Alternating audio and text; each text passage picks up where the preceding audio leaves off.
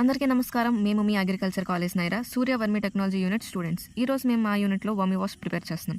వర్మి వాష్కి కావాల్సినవి డ్రమ్, కుండ, saline tube, collect చేసే టబ్, ఇటుకలు, కాంక్రీట్ చిప్స్, ఇసుక, గత్తం, వానపాములు. వర్మి వాష్ డ్రమ్ ఫిల్లింగ్కి చేయవలసినవి మొదటిగా 10 లీటర్ల కెపాసిటీ గల డ్రమ్ అడుగు భాగంలో అవుట్లెట్ పైప్ని అమర్చుకోవాలి. తర్వాత డ్రమ్లో 5 సెంటీమీటర్లు ఇటుకలను ముక్కలు చేసి వేసుకోవాలి. తర్వాత లేయర్లో 3 సెంటీమీటర్ల కాంక్రీట్ చిప్స్ని, 3 సెంటీమీటర్ల ఇసుకను వేసుకోవాలి.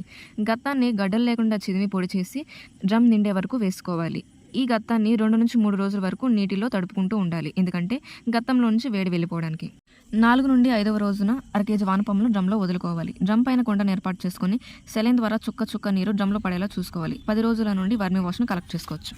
వర్మి వాష్ వల్ల లాభాలు. వర్మి వాష్లో ఆక్సిన్స్ మరియు సైటోకిన్స్ వంటి హార్మోన్స్ ఉండడం వలన విత్తన మొలక శాతాన్ని పెంచుతుంది, వేర్ల వృద్ధిని మరియు మొక్క ఎదుగుదలకు తోడ్పడుతుంది, వ్యాధి నిరోధక శక్తిని పెంచుతాయి, పూతను మరియు పండ్ల దిగుబడికి పెంచుతుంది, pHని మెయింటైన్ చేస్తుంది. వర్మి వాష్ని వాడడం ఎలా?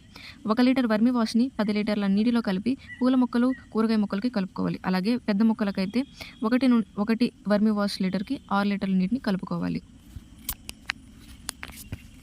వర్మి వాష్ కావాల్సిన వారు స్క్రీన్ మీద కనపడుతున్న నెంబర్లకి కాల్ చేయగలరు.